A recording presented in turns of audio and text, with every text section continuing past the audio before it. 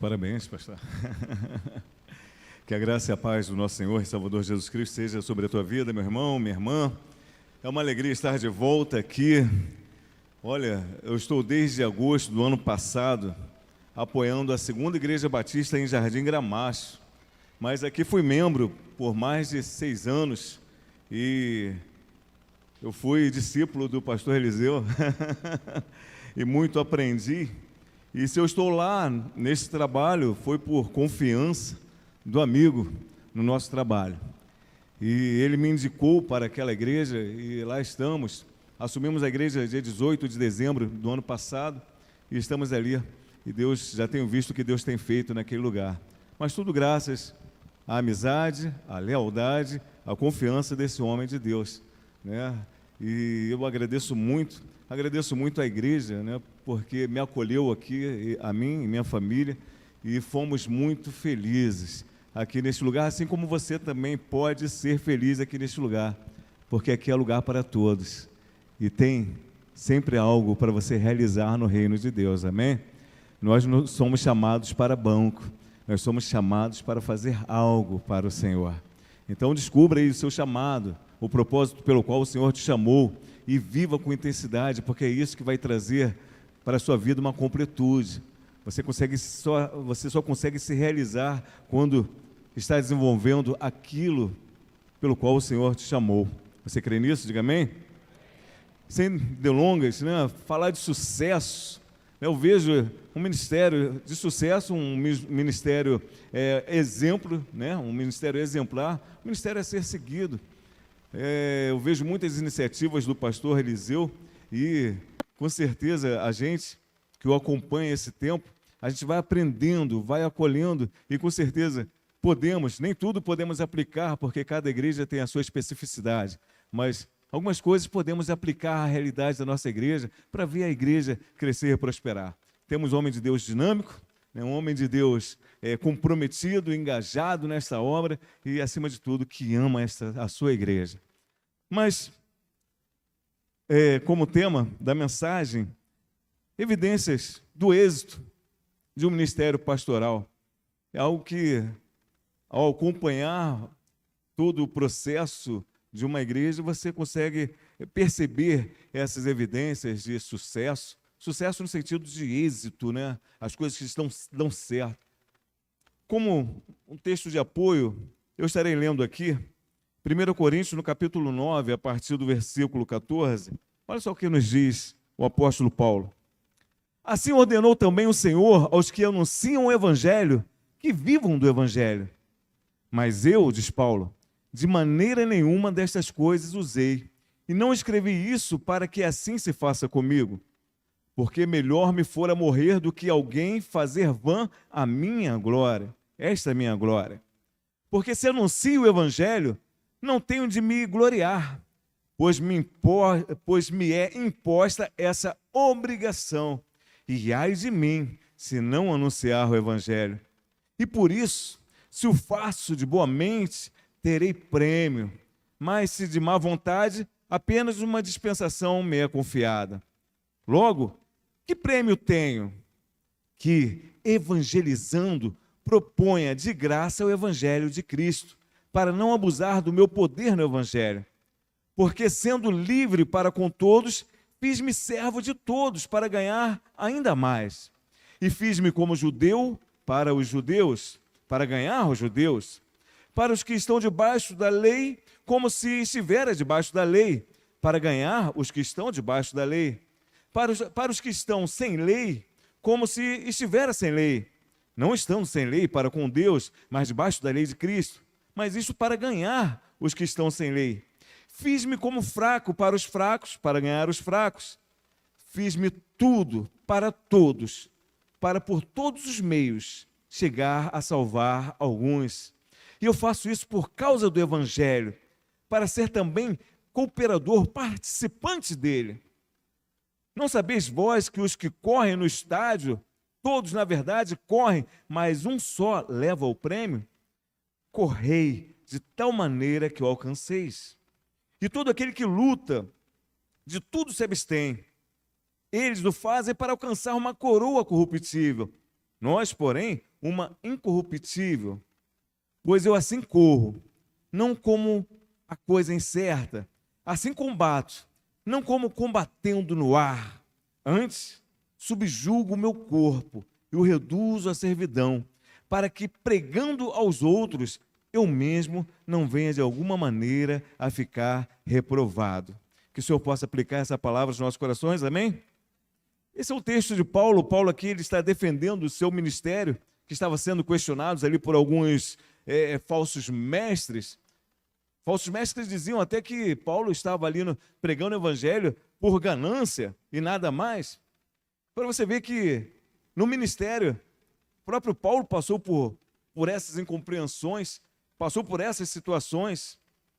Mas o texto aponta algumas características que nos mostram assim como ter êxito no ministério. Na realidade, nós vemos um tempo difícil, né? Vemos muitos se intitulando pastores, alguns apóstolos, outros bispos. Mas, no entanto, nós vemos muitos desses não têm compromisso com o evangelho da verdade. Em falar o evangelho e pregar aquilo que todos precisam ouvir. Muitas vezes nós vemos vários templos lotados, que não é o caso aqui, estamos cheios, graças a Deus, né? Obra de Deus. Mas vemos muitas igrejas lotadas, cheias, mas de pessoas vazias. Vazias do conhecimento de Deus, vazias de Deus. Um tempo de superficialidade na mensagem. Um tempo onde é pregado aí muitas motivacionais. A Bíblia é usada como autoajuda. Nós vemos pastores que na realidade são animadores de auditórios, sapateadores e pregam triunfo. Nós sabemos que isso tudo você vai encontrar na Bíblia, né? Encontramos amparo para sermos firmes e caminharmos alegres, triunfantes, como vencedores, sim. Mas é necessário que as nossas pregações venham nos confrontar também com essa verdade. Porque importa que a gente venha desenvolver o caráter de Cristo em nós. Isso é possível quando a gente se confronta com a palavra, com essa verdade, e se apercebe que há muito em nós para ser trabalhado, para ser transformado. Então é necessário pregar não somente um lado, não somente flores, não somente vitórias, mas é também necessário pregar alguns assuntos que hoje a gente quase não vê em algumas igrejas. Pregar arrependimento, pregar perdão, pregar abandono do pecado. Nós temos estudado na escola dominical as marcas da vida cristã. E entre as marcas está lá o testemunho, o abandono do pecado, a nova postura, a nova conduta. Bom, a CIB do Gramacho, em 18 anos, liderada, né, pelo pastor Eliseu. Como você definiria o ministério nesse tempo? Eu não tenho dúvida nenhuma que é um ministério de sucesso, um ministério relevante. O pastor tem tido êxito nesse ministério, mas conforme ele mesmo colocou, passou também por momentos de dificuldades, de lutas, porque todo ministério nós vamos encontrar lutas. Mas em 18 anos a igreja já conhece seu pastor e dela é conhecida, amém? A igreja conhece o pastor conhece as suas ovelhas, sabe quando os seus olhos ficam esverdeados, né? A chapa fica quente. Alguma coisa vai mudar. E, o pastor está alterado. Alguma coisa vai surgir. Mas o sucesso, na realidade, o sucesso do ministério, de um ministério não se mede conforme o mundo mede o sucesso em alguma coisa. O mundo mede a partir da fama, do prestígio, do dinheiro. O sucesso do pastor está em cumprir a vontade do Senhor, amém? Independente, em fazer a vontade do Senhor. Tem um livro publicado pela Juerp em 1991 chamado O Cristão de Meia Idade. Jerry e Mary White, eles escrevem o seguinte: como é que Deus mede o sucesso? Nós sabemos como o mundo mede o sucesso de alguém, mas como Deus mede o sucesso? O que Ele quer para nós? Ele disse a Josué que se ele meditasse constantemente na lei de Deus e a observasse cuidadosamente, então farás prosperar o teu caminho e serás bem-sucedido. Então o sucesso para nós está condicionado em obedecer à palavra de Deus. Não somente do pastor, mas todos nós seremos bem-sucedidos se nos aplicarmos a fazer aquilo que o Senhor tem direcionado. E para isso é necessário ter relacionamento com esse Deus. Então, isso é o ponto de vista de Deus em relação ao sucesso, mas não é o ponto de vista do mundo. Nós vemos, por exemplo, o ministério como o ministério do profeta Jeremias. Ele teve um chamado empolgante. Lá em Jeremias, no capítulo 1, versículo 5, você vai ver assim, o Senhor falando: antes de formá-lo no ventre, eu o escolhi. Antes de você nascer, eu o separei e o designei profeta às nações. Nossa, que chamado, eu chego a me arrepiar. Que lindo, que romântico. Esse foi o princípio. Eclesiastes fala, Eclesiastes 7:8, diz o seguinte, que o fim das coisas é o melhor do que o começo. Esse foi o início do chamado de Jeremias, algo empolgante. Olha, eu te fiz por profeta. Mas se você for ler Jeremias, quantas lamentações tem Jeremias, você vai ver lá no capítulo 18, as pessoas se levantando contra ele, vamos fazer acusação, não vamos ouvir o que ele tem a dizer. Capítulo 20, mandam espancá-lo, prendê-lo na frente de um tronco, na frente da porta da igreja, olha só, humilhado na sua própria igreja, desprestigiado por todos. Em Jeremias 20, no ponto 7, ele começa a questionar o seu ministério. Deus, o Senhor me enganou, diz ele. Eu estou sendo aqui ridicularizado o dia inteiro, todos zombam de mim. Foram 40 anos pregando o evangelho, não convertendo ninguém e sendo ridicularizado. Por 3 vezes ele pensou em largar o ministério. Lá no capítulo 37, Jeremias, ele foi posto numa cela subterrânea da prisão e ficou ali por quase esquecido. Por esse lado, nós vamos ver, olha, o ministério de Jeremias não foi um ministério de sucesso. Pelo contrário, foi um ministério de muita dor, muito sofrimento. Foi um fracasso o ministério de Jeremias. Isso aí do ponto de vista dos padrões humanos. Mas do ponto de vista de Deus, Jeremias cumpriu a sua missão. Do ponto de vista de Deus, toda a carga, todo o sofrimento que Jeremias suportou, evidencia o verdadeiro sucesso no padrão de Deus. Nós sabemos que a profecia de Jeremias foi cumprida, e isso é sucesso. Ver que o que saiu da boca do homem de Deus se cumpriu, ainda que ninguém o ouviu, mas se cumpriu. Ou seja, o ministério traz consigo, sem dúvida, o seu sofrimento. O sofrimento faz parte da caminhada pastoral. Aquele, no mundo tereis aflições, também se aplica a nós pastores. O que torna o pastor bem-sucedido, à luz do texto que nós lemos? Primeiro, você pode ler comigo? A convicção do...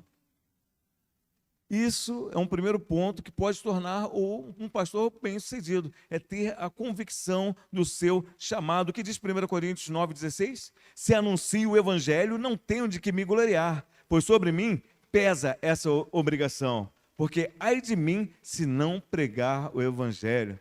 Eu vejo o pastor Eliseu, múltiplas capacidades gerenciais, com certeza seria bem-sucedido com esse entusiasmo no que faz, ele seria bem-sucedido em qualquer outra atividade. Mas ele foi obediente à sua missão e à sua vocação. Ele tem convicção da sua vocação. Eu tenho certeza que ele não se sentiria realizado em outra atividade, ele não se sentiria feliz fazendo uma outra coisa senão o ministério pastoral. Eu vejo também o pastor José Alberto, que completou ontem 30 anos de ministério da Igreja Batista Nova Esperança, ali em São Bento. 30 anos. Ele estava trabalhando num banco, estava com uma carreira como funcionário bancário, né? Como bancário, e ele largou pelo ministério. 30 anos de ministério, um ministério também, como o do pastor Eliseu, um ministério profícuo, Deus abençoando e Deus fazendo grandes coisas naquele lugar. Por isso que Paulo fala assim, por isso não nos vangloriamos dos nossos feitos e habilidades como pastor e pregador. Tenho certeza que o pastor Eliseu, da mesma forma, ele não se vangloria, porque ele sabe que ele recebeu essa santa imposição de Deus. O que é essa santa imposição? Paulo fala, foi-me imposto ser pregador do Evangelho. É uma santa imposição, é a vocação que o Senhor o deu. Então a glória é de quem vocacionou, amém? Então Deus, ele nos vocaciona. Eu penso, será que Deus nos vocaciona pelas nossas qualidades ou pelos nossos defeitos? Deus chama Pedro, um homem duro, um homem sanguíneo. Pedro, como seria Pedro líder de uma igreja? Mas eu penso que Deus pensa da seguinte maneira, se eu puder transformar esse cidadão, né, transformar essa sua fúria, essa sua coragem em um pregador do Evangelho de forma intrépida, para ele pregar o Evangelho, ele vai ser pastor. Assim somos nós. Se você olhar para qualquer pastor, você vai encarar, vai ver que nós não somos perfeitos, temos as nossas dificuldades, temos os nossos temperamentos, e Deus se utiliza disso como uma matéria-prima para fazer o seu primeiro milagre na vida da gente. E Ele nos transforma pregadores do seu Evangelho. Pessoas que, conforme aquelas que Ele escolheu no caminho. Pessoas que você rejeitaria de repente. Pessoas sem qualificações. Ele nos traz para o Evangelho e vai nos transformando paulatinamente. Paulo fala o seguinte, ai de mim se eu não pregar esse Evangelho. Isso denota que a vida de Paulo não teria nenhum sentido, não teria significado, ele não acharia completude. Se ele não cumprisse a sua vocação, a sua vida seria uma frustração, seria uma decepção. Da mesma maneira, se você não encontrar o seu dom, o propósito pelo qual você foi achado, que o Senhor te chamou, se você não encontrar isso, você pode se tornar uma pessoa frustrada na caminhada cristã. É necessário buscar Deus, Senhor, o que o Senhor quer que eu faça. Segundo ponto, o que torna um pastor bem-sucedido, além de ter convicção do seu chamado, é ter a motivação correta de sua e a consciência de sua verdadeira recompensa. A palavra diz assim, 1 Coríntios 9:18, nesse caso, qual é o meu galardão? Qual a minha recompensa? É que evangelizando proponha de graça o Evangelho para não me valer do direito que ele me dá. Nosso prêmio como pastor é dar de graça às pessoas a coisa mais preciosa da vida. A coisa mais preciosa que existe é o Evangelho da salvação. É essa a nossa recompensa. Logicamente, é absolutamente correto e digno do sustento pastoral, independente de quanto seja, todo e qualquer pastor. Mas a nossa maior motivação, a maior motivação do pastor é esta, é levar a palavra de Deus, é levar esse Evangelho. Se a nossa motivação for outra, a não ser essa, de levar de graça a palavra de Deus, com certeza seremos pastores infelizes e sempre se achando no lugar errado. Apesar de que nós vemos dias assim um tanto diferentes, né? Nós vemos que nossas mensagens são postadas. Eu tenho visto as mensagens do Enoque, pastor Eliseu. Assim, rapidamente sua mensagem pode chegar do outro lado do mundo. E de repente uma palavra sua pode receber mais de 2 milhões de likes. E daqui a pouco você se torna alguém especial na mídia. De repente você, de uma hora para outra, você pode ficar rico, né? Por conta dos tantos likes que a gente recebe. Mas não deve ser essa a motivação pastoral. Porque isso traz muitas vezes vaidade. Nós vemos nos dias atuais quantos pastores que estão se envaidecendo, estão mudando o foco da pregação do Evangelho, estão se tornando gananciosos, estão se sentindo popstar, quando, na realidade, a nossa obrigação de pregar o Evangelho e a recompensa disso é algo muito maior, é ver vidas transformadas, é ver Deus agindo poderosamente na vida de pessoas. Paulo vai dizer o seguinte, tudo faço por causa do Evangelho, com o fim de me tornar um cooperador com ele, mas eu esmurro o meu corpo e o reduzo à escravidão para que, tendo pregado a outros, não venha eu mesmo ser desqualificado. O que ele está dizendo aqui? Olha, eu preciso cuidar. Então, para que a soberba não cresça, a vaidade não cresça em mim, diante das grandes coisas que o Senhor tem feito no meu ministério, eu preciso mortificar o meu eu, mortificar a minha carne, para que eu não seja reprovado. Então, nós sabemos que o resultado do sucesso, do nosso sucesso, não pode, de maneira nenhuma, trazer no nosso coração soberba, vaidade ou qualquer outro sentimento assim faccioso que podem desqualificar aquilo que Deus fez em nossas vidas. A maior recompensa, com certeza, é sermos testemunhas do que Deus pode fazer na vida de pessoas, salvando, consolando, reconciliando, edificando, libertando e despertando. São coisas que dinheiro nenhum compra e substitui. Amém? Essa é a nossa maior recompensa. Terceiro, o que torna um pastor bem-sucedido, além de ter convicção do seu chamado, além de ter a motivação correta e a consciência de sua verdadeira recompensa, que é ver transformação de vidas, que é pregar o evangelho, é saber que precisa se preparar para a sua tarefa. É se preparar para a tarefa. Isso torna um pastor bem-sucedido. Não podemos empurrar com a barriga o ministério, não é verdade? Senão nós somos engolidos. Então, é necessário preparação. Eu digo que nenhuma outra área ou atividade desenvolvida por seres humanos, não existe nenhuma outra que precisa mais capacitação como o ministério pastoral.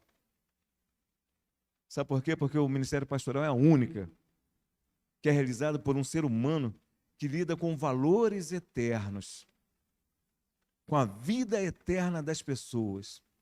Qualquer outra atividade exercida, seja medicina, seja o direito, vai ter um caráter temporal e passageiro, vai servir somente para essa realidade, essa dimensão da vida. O médico vai estabelecer métodos para cura, para restaurar. O advogado vai, de certa forma, pode libertar, né, agir com habeas corpus, tirar uma pessoa de uma situação de cativeiro. Mas isso tudo é para essa realidade aqui. Pastor, não. Pastor, ele vai muito além. A obra do pastor tem desdobramentos eternos, pois é uma obra que leva à cura da alma, que leva à salvação e que garante a eternidade. Então, eu vejo essa necessidade de uma capacitação. Mas que tipo de capacitação? Uma capacitação espiritual. É fundamental que venhamos, além de ter esse preparo, fazemos a nossa graduação, fazemos pós-graduação, você pode fazer mestrado, pode fazer um MBA, pode fazer um doutorado, pós-doutorado, mas mais que isso, é fundamental que você receba de Deus a unção necessária para falar o que Deus quer que ele fale. Eu olho o currículo do pastor Eliseu e eu tenho certeza que muitas igrejas, olha, abrem o olho, hein? Muitas igrejas estão de olho no pastor Eliseu. Quando ele fala assim, não sei se Deus, quanto tempo eu vou ficar aqui, já está 18. A igreja, pastor, quer que o pastor fique mais 18 e seja jubilado por aqui, e ainda fique aqui com a gente. Né? Mas sabemos que tem igrejas que querem homens com esse cabedal de conhecimento, que levam a uma pregação cristocêntrica, contextualizada, enxertada de sabedoria, de conhecimento.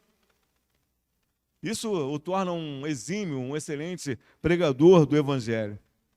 Mas sabemos que não é só isso, não é só sabedoria, conhecimento. O pastor, na realidade, eu tenho certeza que o pastor Eliseu também, ele passa muito tempo, ele vê a necessidade de passar mais tempo o quê? Orando, meditando na palavra. É necessário muita dedicação. Às vezes, para preparar uma pregação de 30 minutos, nós levamos um dia inteiro. Isso acontece comigo. Acontece contigo, Enoque? A gente passa, às vezes, um dia todo preparando uma pregação de 30 minutos. Por quê? Porque a gente vai, estudando e esperando que Deus vai falando no nosso coração. Existe uma tendência dos pastores só abrirem a Bíblia para fazer sermão. Aquele que é pregador, ele corre esse risco. Mas sabemos que a palavra de Deus não pode ser somente ferramenta de trabalho para nós. A palavra de Deus será sempre um alimento diário na vida de um pastor, onde ele vai se deleitar, sem a preocupação de estar fazendo sermões. Eu estava lendo um pouco de Charles Spurgeon, conhecido como o principal dos pregadores. Um cara que pregava, em média, 8 a 12 mensagens por semana. Já se deparou numa situação dessa? 8 a 12 mensagens por semana? Aos 50 anos, ele era responsável pela fundação e também supervisão de mais de 66 instituições, incluindo igrejas, escolas, seminários, orfanatos, escolas de pastores, revistas, editoras. Ele publicou mais de 3.560 sermões e escreveu 135 livros ao longo dos seus 40 anos de ministério. Jesus! Que produção a gente vê na vida. Morreu com 57 anos, morreu novo. Portanto, apesar disso tudo, nós vemos uma vida dedicada ao reino. Nós vemos uma vida voltada para o estudo, mas também uma vida de disponibilidade para fazer a vontade de Deus. Uma dedicação que não levou Charles Spurgeon a um ativismo religioso. Tudo que ele fazia tinha um propósito. É interessante que ele tem uma fala que diz o seguinte: que coisa terrível seria para mim se eu ignorasse em meu espírito o poder da verdade que me estou preparando para pregar. Ou seja, cada uma dessas 3.561 pregações, o Senhor falou primeiramente com ele, trabalhou na vida dele, enquanto ele estava preparando.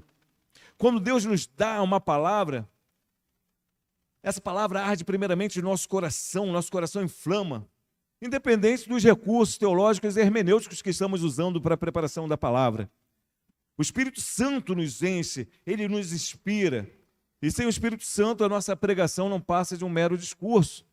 É isso que Charles Spurgeon está dizendo aqui. Que coisa terrível seria para mim se eu ignorasse em meu espírito o poder da verdade que estou me preparando para pregar. Mas a preparação passa também por horas e horas de oração. A oração passa a ser a maior necessidade do pastor, e às vezes o pastor não tem nem tempo para orar. E tem os irmãos que falam assim: pastor está em oração, não, já que não está fazendo nada, vem cá. Acho que estar orando não é nada, mas o pastor ele passa horas e horas orando por suas ovelhas, porque diz a palavra que o pastor ele vela pelas suas ovelhas. Armando Sidaco, ele diz o seguinte: ninguém que não passe tempo com Deus falando dos homens pode passar tempo com os homens falando de Deus. Vou repetir: ninguém que não passe tempo com Deus falando com os homens, falando dos homens, ninguém pode passar tempo com os homens falando de Deus. Então é necessário oração constante. Então, pastor se preocupa com você. Tenha certeza que o pastor já orou por cada um de vocês. Você que nos visita, já entrou na lista de oração do pastor? E é por isso que quando ele sobe ao púlpito, ele manda o recado de Deus. Porque sua vida está cheia. A oração também foi uma prática contínua do príncipe dos pregadores, do Spurgeon. É interessante que ele disse certa vez o seguinte à sua congregação: que Deus me ajude se deixarem de orar por mim. Que me avisem, pois naquele dia terei que parar de pregar. Deixe-me saber quando se propuserem a cessar suas orações a meu favor, pois então exclamarei: Deus, dá-me o túmulo neste dia e durma eu no pó. Ele está falando à sua igreja: olha, se vocês pararem de orar por mim, acabou o meu ministério. O que ele está falando aqui? Pastor necessita da oração de vocês, amém ou não, amém? Você está entendendo?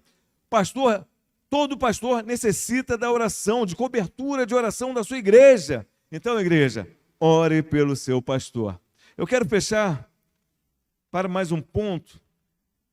Algumas evidências na minha caminhada, pelo menos desses 18 anos, eu pude acompanhar 7 anos do ministério do pastor aqui na CIB do Gramacho.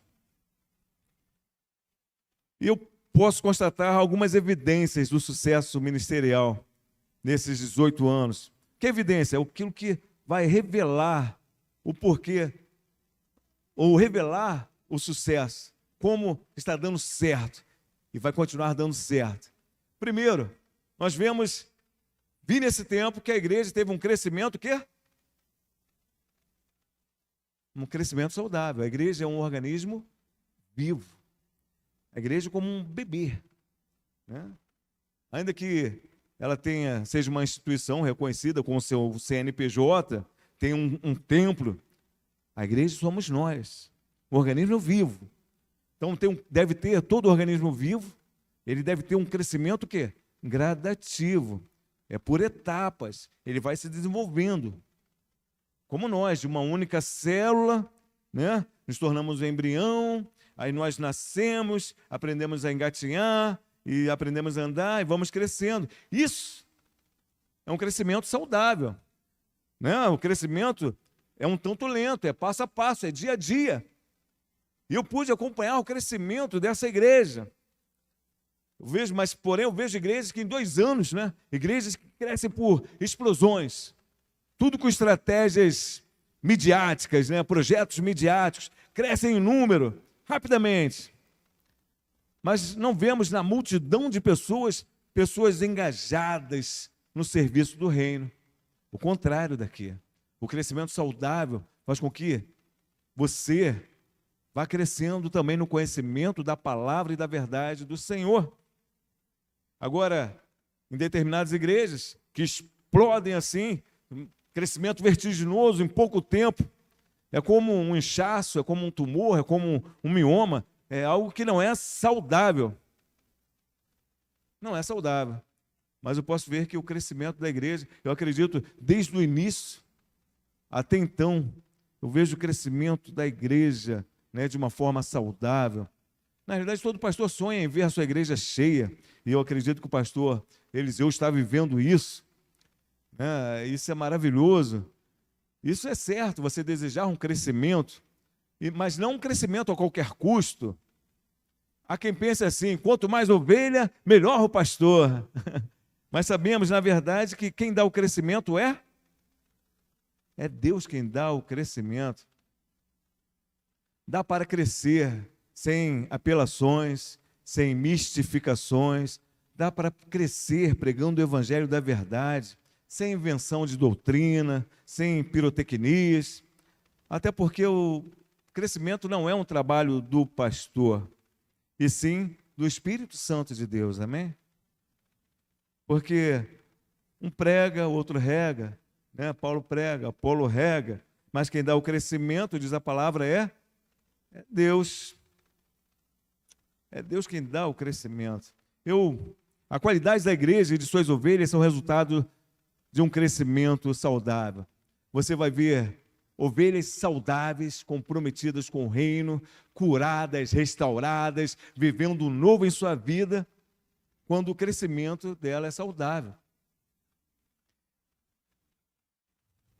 Aí vemos uma igreja, né, sem disse-me-disse, sem concorrências, sem briga por projeção.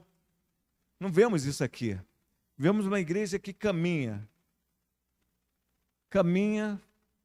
fazendo a obra, abençoando vidas, graças a Deus, de uma forma harmônica, pacífica. Eu tive a oportunidade, conforme os irmãos sabem, de estar aqui. Me foi dada essa oportunidade aqui, de trabalhar, assim como você. Aqui tem o que cada um fazer dentro da obra, que você pode fazer parte de um dos projetos da igreja. Você tem oportunidade de desenvolver algo, você tem oportunidade de ser cooperador com esta obra. Você não pode ser apenas um frequentador de culto. Conforme diz o pastor, você tem aquele sentimento de pertencimento. Eu não frequento a igreja, eu pertenço à segunda igreja batista em Gramacho, amém? Eu comecei com um convite do irmão Hugo. Irmão Hugo me convidou a fazer parte do Ministério de Família. Irmão Hugo, líder do Ministério de Família. Eu, já pastor, vim ser, enfim, um liderado pelo irmão Hugo. Descasquei batata, lavei louça, carreguei mesas, sem constrangimento nenhum. Por quê? Sem me sentir rebaixado nem desprestigiado, porque é obra do Senhor. Amém ou não amém? Independente, me dê uma vassoura. Se é para o reino, eu devo fazer com alegria. Posteriormente, foi me dado outras oportunidades. Estivemos lá no Mar de História, estivemos no Movidos pela Graça, estivemos com os Homens de Honra, com o Som na Quarta. Estivemos desenvolvendo, trabalhando, né, em várias áreas aqui da igreja, e graças a Deus foi maravilhoso para o meu crescimento, foi maravilhoso para crescer essa intimidade, conhecer mais a igreja, e amei essa igreja, amei estar aqui. Eu creio que você também ama essa igreja, amém? Então, seguindo. Crescimento saudável da igreja é uma evidência. Uma segunda evidência é o relacionamento saudável entre igreja e pastor. Eu vejo aí o grau de confiança da igreja para com o pastor e também do pastor para com a igreja. Eu presenciei aqui uma igreja relevante, proficiente, frutífera, num tempo de pandemia. Eu vi um pastor incansável, levando o apoio da igreja para pais que perderam seus empregos, levando o apoio da igreja para famílias que estavam na linha da miséria. Foram mais de 1 tonelada, não foi, pastor? Mais de 1 tonelada de gêneros alimentícios distribuídos à comunidade, fruto da generosidade dos fiéis e também de pessoas cooperadoras que reconhecem o papel da Segunda Igreja Batista aqui em Gramacho. Eu acredito que muitas igrejas, se deixarem de uma hora por outra, deixarem de existir, ninguém notará sua falta, porque muitas igrejas vivem por si mesmas. Mas a Segunda Igreja Batista aqui em Gramacho é uma igreja diferente. Se ela for arrebatada desse lugar, todos vão perguntar: cadê aquela igreja? Com vários projetos. Cadê aquela igreja que nos assistia? Cadê aquela igreja que anunciava o Evangelho? Porque é uma igreja relevante no lugar onde ela foi inserida. Ela foi inserida aqui para servir. E quando falo que a igreja foi inserida para servir, eu estou dizendo que você também foi inserido para servir, para fazer a obra do Senhor, para apoiar, para ajudar. Então eu vejo essa sintonia, né, entre igreja e pastor, isso eu fico maravilhado. Pastor dinâmico, volta e meia vem com umas histórias novas e a igreja abraça, graças a Deus. E para fechar, uma outra evidência de sucesso da igreja é que aquilo que a igreja se propõe a realizar para o reino, ela consegue. Isso é sucesso. Nós vemos aí os vários projetos foram falados aqui, vários projetos que a igreja, quer dizer, o Senhor coloca na coração do pastor, o pastor leva para a igreja compra a ideia e a coisa é realizada para a honra e glória do Senhor. Que maravilha! Até porque a honra e a glória é dele, né? E ele mesmo disse que sem mim nada podeis. Então, grandes foram os desafios, grandes desafios foram abraçados pelo pastor, mas também foram muitas conquistas graças à unidade da igreja, graças a essa comunhão, graças a essa unidade de visão, pastor e igreja caminhando de forma homogênea, caminhando juntos, pastor e igreja numa mesma direção, né? A direção que Deus dá. Deus possa continuar abençoando o ministério do pastor Eliseu. Eu quero terminar aqui dizendo que venham mais 18 anos, amém ou não? E que a CIB de Gramacho, na liderança do seu pastor, possa continuar avançando e crescendo assim de forma saudável. Que a igreja e seu pastor possam estar falando a mesma língua imbuída em cada projeto do coração de Deus para esta comunidade. E que ela continue a ser uma referência de igreja no nosso bairro. E que Deus assim te abençoe e que Deus abençoe a nossa igreja. Amém?